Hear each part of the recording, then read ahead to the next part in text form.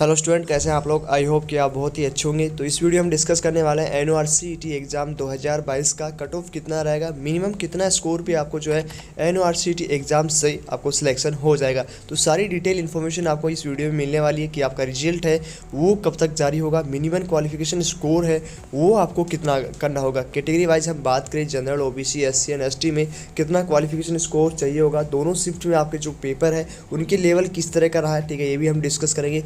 Normalisation प्रक्रिया क्या होती है, इससे क्या बेनिफिट आपको होने वाला है, ये भी डिटेल इन्फॉर्मेशन आपको इस वीडियो में मिलने वाली है। साथ ही साथ आपका एक्सपेक्टेड डेट, रिजल्ट आपका कब तक जारी होगा, ये भी इस वीडियो में अपडेट मिलने वाली है। तो चलिए आज की इस वीडियो को हम स्टार्ट करते हैं। जो स्टूडेंट्स हमारे इस चैनल पर पहली बार आए वो वीडियो को लाइक एंड चैनल को जरूर सब्सक्राइब कर लीजिए, ताकि जितना भी अपडेट हमारे इस चैनल पर आएगा तो सबसे पहले नोटिफिकेशन है वो आपको मिलेगा। तो चलिए आज के इस सेशन को हम स्टार्ट करते हैं।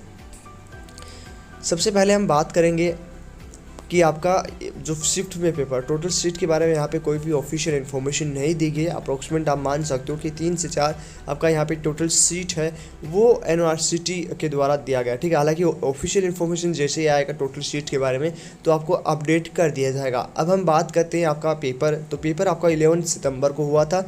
2 फेज़ में आपका जो पेपर हुआ उसमें फर्स्ट शिफ्ट की हम बात करें तो फर्स्ट शिफ्ट में आपका जो पेपर का लेवल रहा वो 50% हार्ड था। आपका क्या रिव्यू है आप कमेंट बॉक्स में दे सकते हैं। ये कुछ स्टूडेंट्स के रिव्यू के आधार पे हमने बेसिस पे हमने दिया, ठीक है।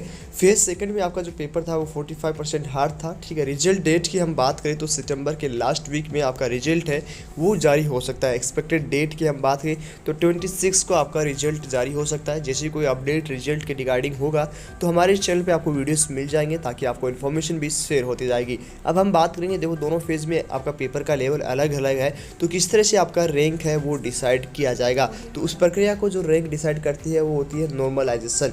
नॉर्मलाइजेशन उस प्रक्रिया को बोलते हैं जिसमें आपका जो भी स्टूडेंट है, जिस मान लीजिए कि फर्स्ट शिफ्ट में पेपर दिया है, उन्होंने हाईएस्ट स्कोर किया है 120 या 140 या 160, ठीक है। जितना भी उनका स्कोर हुआ है, ठीक है, 150 हुआ या 140, तो उसको जितना भी उसका 99 परसेंटाइल यदि उसके आया है तो 99 को ही टॉपर मान लिया जाता है। उसी के बेसिस में सभी स्टूडेंट्स का जो है आपको रैंक डिसाइड किया जाता है। जैसे कि मान लीजिए टोटल होता है 100%, बट आपका टॉपर है वो 99% पे है, तो इस 99 को ही 100% मान लिया जाता है।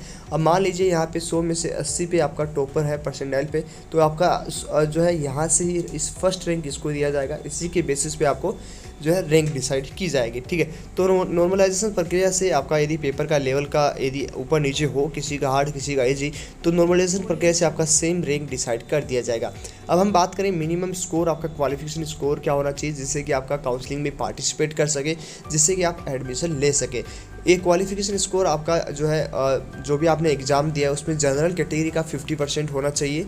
यदि आपका जितना भी स्कोर हो उसको 50% आपका आना ही चाहिए। ओबीसी की हम बात करें 45, एससी एंड एसटी में 40% यदि आपके हैं तभी आप काउंसलिंग में पार्टिसिपेट कर सकते हैं, तभी आपका काउंसलिंग जो है जो एडमिशन प्रोसेस काउंसलिंग से आपका सिलेक्शन होगा, ठीक है। तो ये चीज़ आपको अच्छे से समझ में आ गई होगी।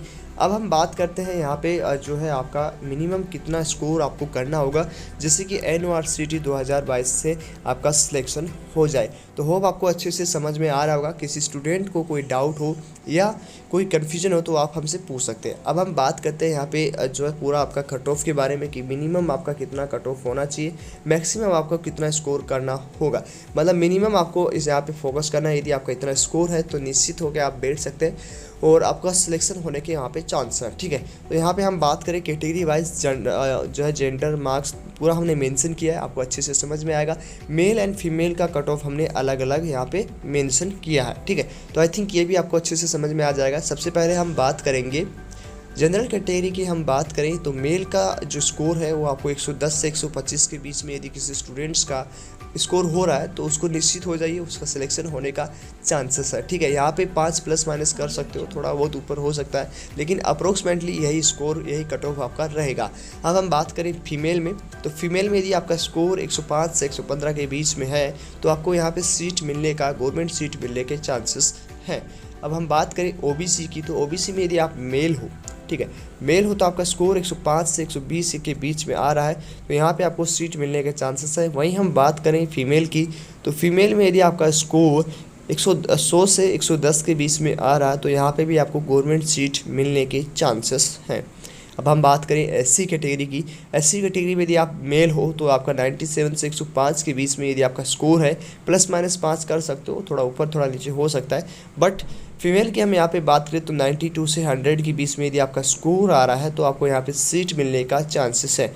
वहीं हम बात करें एसटी में, तो एसटी में मेल में 90 से 105 में और फीमेल में 89 से 100 के बीच में हो तो आपको स्कोर यहाँ पे एसटी में जो है सीट मिलने के चांसेस हैं।